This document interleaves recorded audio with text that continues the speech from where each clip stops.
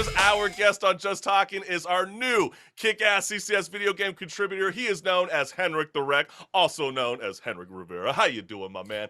Live on the Chris Collins Show, Millennial Talk Show. What's good? Ooh, I'm doing pretty good. How about you I guys? love your background. Okay, so I'm a background person. I love it. I love it. I love it. And we got to give a huge Nintendo shout out to our vibes. artistic director, Jody Molly. You know, that is so phenomenal, my man. And man, you should be styling and profiling. Ric Flair over here. I like But hey, let's it. start out right it off because, you know, Marissa and I, we had so much fun with you the last time you were on the Chris Collins Show, Millennial Talk Show. We wanted to revamp the old segment that we did with you, and that was called Let's Get to Know You. And what better way to do that than to kick off this show with you again? So without hesitation, these are all very much video game related themes. So have you ever had a crush on a video game character? Oh, definitely, but I'm not sure if I could think of. No, actually, you know what? Probably Lara Croft. If I was think. gonna say, Every guy and classic, girl. right? Yeah, I was gonna Every say- guy and girl.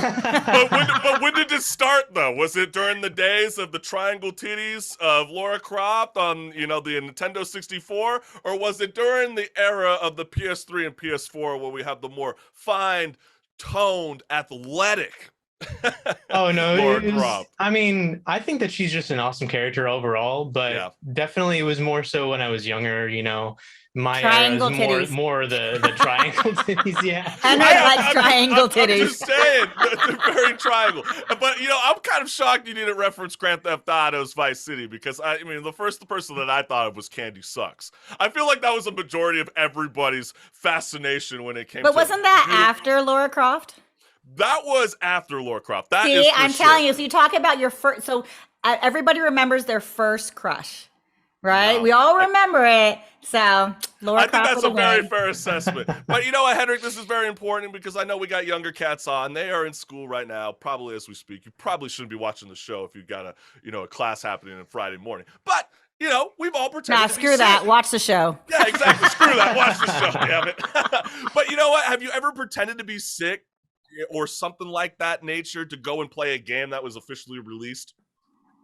You know what? Not a game that was like released on that day, but I have pretended to be sick to just stay home and play video games. What was that game? Do you recall? So this was back at the height of World of Warcraft's popularity, and I was like, I just want to keep playing. I don't want to go to school. That's pretty funny. So you got to definitely keep very involved. It's like the RuneScape era. You know, you miss one day out, you know, you could be definitely leveling down compared to all your other buddies that are online. Exactly. It's so freaking true. I remember back in the day, we would constantly leave at lunch, you know, right after fifth period ended. And I would leave Claremont High School and we would go over to my buddy Adam Cusick's house and we'd bring like 20 guys over and we would start playing Super Smash Brothers. And then we go, oh shit, 2 hours went by, school's over. Who gives a shit? We're not going to football practice. So that's a very much real thing. Also, if you ever wanted to live in a video game world, what would that place be? Where's the destination? Ooh, that's a difficult question. There's so many really cool worlds. There are, but you're most likely gonna die. You realize that, right? That is I mean, there's true. a lot of Yeah, I mean, I probably would have to say a place like Hyrule, just because I have such a nostalgia about the Legend of Zelda games. It's just like Hyrule just seems like a very interesting place You to do be. realize you'd probably live as a peasant. You know, there's not Yeah, too- probably. I was thinking that you were going to go off on the world of Pokemon. I felt like every kid growing up wanted to have that Pokeball, and it was like such a crucial decision right in the beginning of the game. What Pokemon do you want to start off with? And then you got to catch them all, baby, right? Would you actually be a trainer, though? You don't know if you would. Oh, You know what? I would be controlling the lab. What's I'd the be like- what's that game that was the Mickey Mouse and he drew the world? What game was that? Oh, I know what you're talking about. Oh, Yeah, where what it was is the black name and of white. that? Oh, I'm having such a brain fart. That's an Yeah. also phenomenal game that came out. Yeah. That was my Nintendo Wii back first in the day. game that I sat with my brother would play it, and that was the first game that was an interactive world, and it like blew my mind. I was like, "This is amazing." No, they really are amazing. And I know I need to know from you, HenricK, because, you know, you've been very involved. We've been having a lot of conversations about story development. And has a game storyline ever made you cry? Can you remember the last time you were like, damn, that's pain? Yes. I remember I just played Near Automata, if it's pronounced like that. But man, that game it really hit me hard. Like at the end, I don't want to And what- spoil it for oh, anyone, oh, but like, come Well, on, yeah, I was what's just the like, game ooh. about? I mean, the game's been out for a No, while. but I don't know what the game is for all of the non-gamers out there. What kind of game is it? The game, it's very much about like existential dread and things like that. Very, very deep subjects. And at the end, you basically sacrifice your game file to help other people finish the game. Why would you do And that? why would you cry? Why would you cry there? That didn't sound. I was gonna. That's so funny. It makes more sense in the context of the Okay, game, gotcha. maybe, but it really hit me.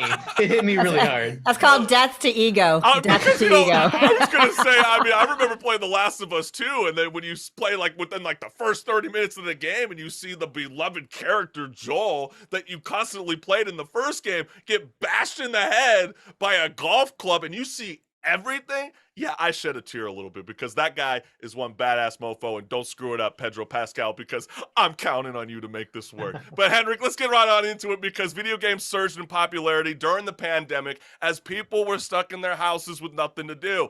And All Homes Connection, a sales agency affiliated with AT&T, published a report stating that in 2021 alone, Americans spent $60.4 billion on video games. So, HenricK, at this rate, American gamers will spend roughly $58,000 over their entire lifetime in gaming. I mean, this probably got started because of these in-game cosmetics. I mean, I always joke with my buddy Scotty Young. I'm sure you're tuning in right now, buddy. You always paying $10 to $15 on a Fortnite cosmetic. That does nothing to improve your game. You're still shit. But I'm shit too. I'm sure he's yelling back at me right now as we speak. But do you see this trend increasing? Oh no, definitely. I see it increasing, considering the industry just keeps growing more and more. And then they keep also making games for every kind of person, you know, whether you're older, younger, into like casual games, more competitive, anything's really out there. If you look for it, you'll find something. Do you think some of the factor is like I was reading this week, I got an email from EA and they were saying that they're going to be bringing one of their largest battle royale games to the mobile device, that is Apex Legends. So when you start seeing some of these very popular games go from the console straight to your phone, is that another source of revenue that you think is gonna exceed way past the $58,000 mark? Oh, I definitely think so. I think that it's been kind of proven by a lot of games out there that when you have a mobile game, for some reason, the people who end up playing those games are just willing to spend more money for some reason. I'm not sure what the entire science is. Well, maybe because it's always constantly in your pocket, you know, just like how we have Discord that allows other gamers to get together. So we go, hey, buddy, I'm jumping on at 4 p.m. This is your only warning. If you don't see me there and I'm off by 7, you lost out. I think that's such a very real thing. But you know what, Marissa, I was kind of laughing about this. I know that, you know, they've been having a lot of tax deductions when I was doing my taxes, and I guess you could file gambling. You might as well be able to put game in there, U.S. government. I mean, there's going to be a lot of cats, younger generations going to be losing a lot of money. So if you can get a tax deduction for having a G-Wagon because it weighs 6,000 pounds, I think we should start considering saving the life of young cats out there that And for play those of you that gaming. don't know, please do not do this on your taxes. Just in case, please don't take I'd Chris's take it advice. any day, you know. Hey, Don't hey, get take very notes, much in a fam. refund anyways. Yeah, I Call mean, it something else. that would be Call it quite knitting for grandma. Okay. But you know what? That could be fascinating for another conversation at a later time because, you know, we're starting to see FanDuel, you know, all those kind of fun things start to possibly come to California. So if online betting starts to become very popular in the 50 states, don't be surprised if you start having head-to-head matches where you're gambling your own money to kick someone's ass like HenricK in Madden 2022. But HenricK, let's start to switch the vibes here because, you know, turning video games into movies and TV shows is very much thriving right now, okay? We have have Sonic the Hedgehog 2. We know Jim Carrey had his largest opening weekend with that success, which is just so hard to believe.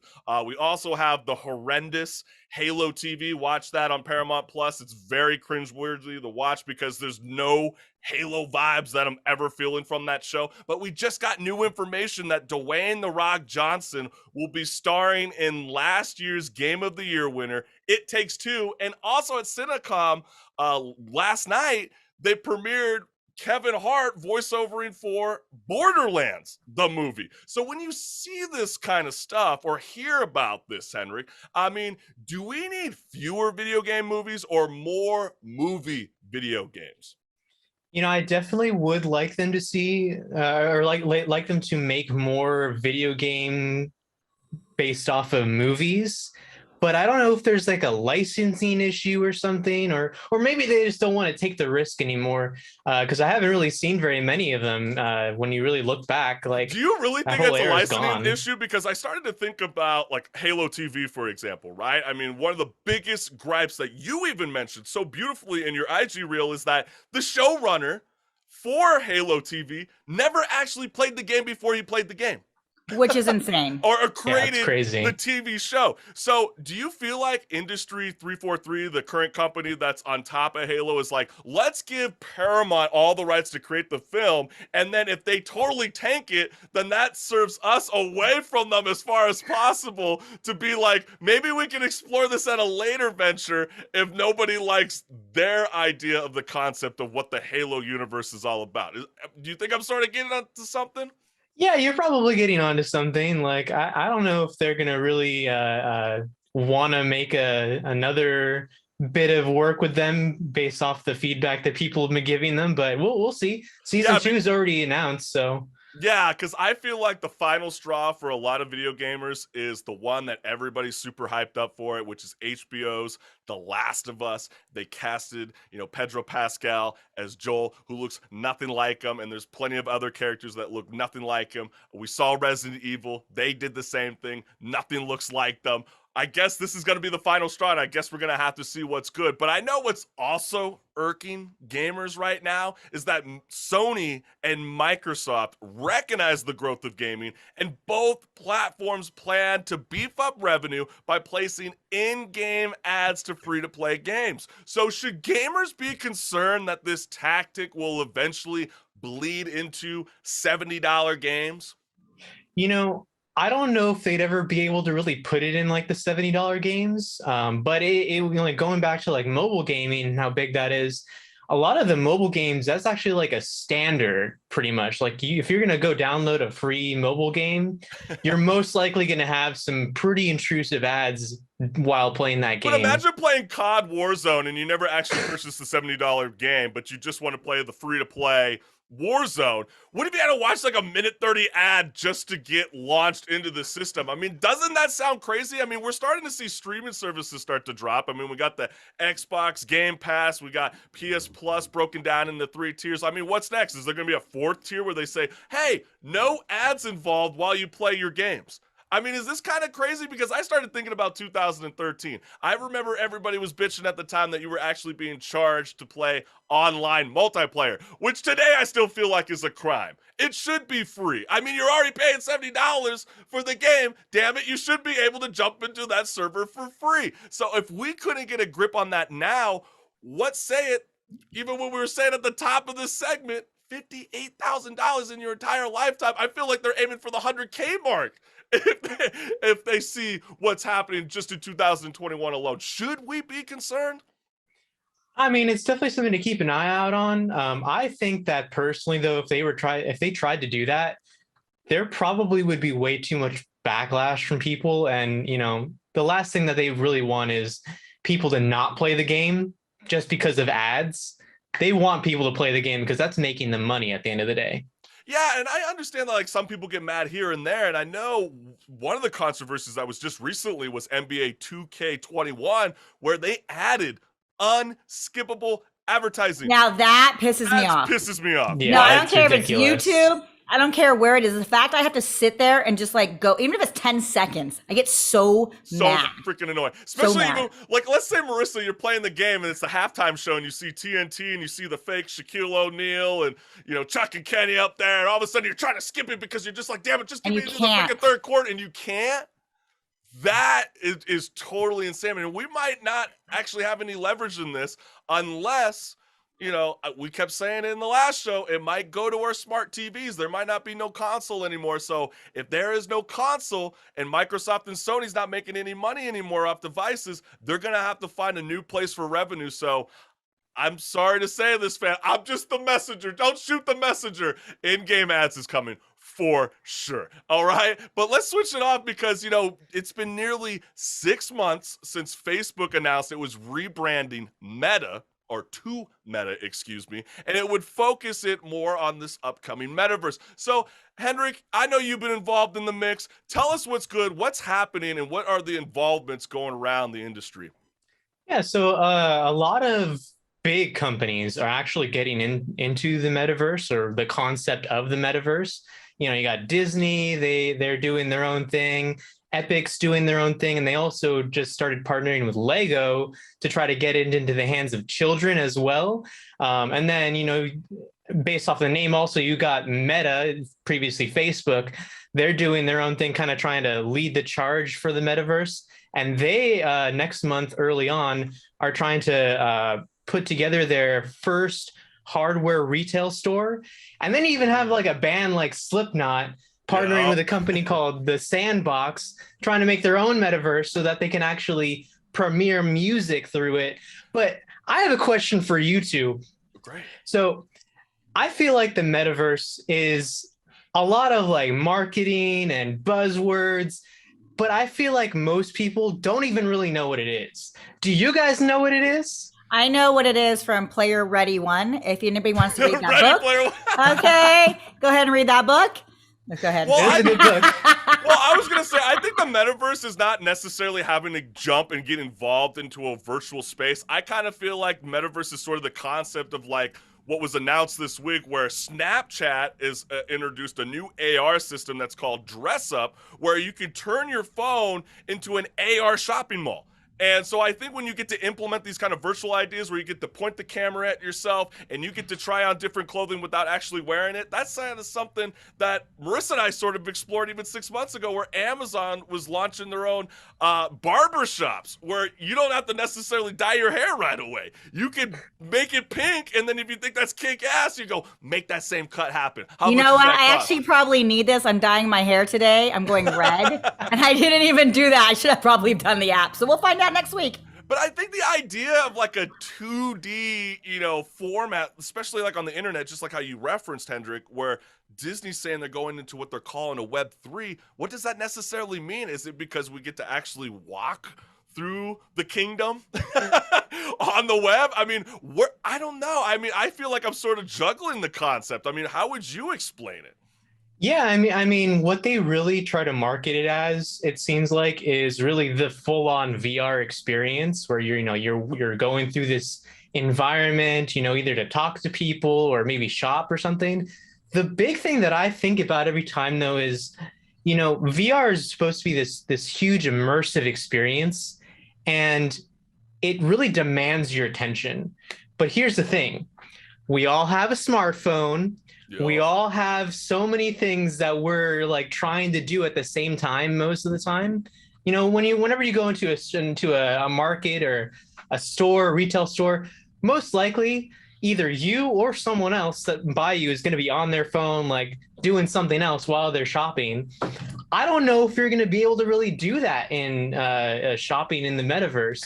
So that's going to be something that I think might be a challenge for them to really get people to want to shop in the metaverse, on top of the fact that I don't think that VR is really accessible yet. Like, yeah, there's those headsets you can get that you connect your smartphone to, but like, that's not real VR. Like, no, it's don't definitely not. Yeah, it's definitely not real VR. You definitely have to get something like the Oculus. I think you are definitely onto something, HenricK, where it's not necessarily going to be involved with just the headsets. You know, you're going to be definitely implementing your mobile devices, and I cannot wait to see where it goes, I guess. I know I've been kind of a hater about it in the past. I'm with you. I think there's going to be a lot of more in-ad gaming involved. But HenricK, we can't thank you enough. We are out of time, my man. But Yes, hey, thank we you. can't thank you enough. You have such amazing IG reels, and go ahead and check out his offhand plays. He's be streaming all kinds of video games all the time. And just real quickly, I know I'm out of time, but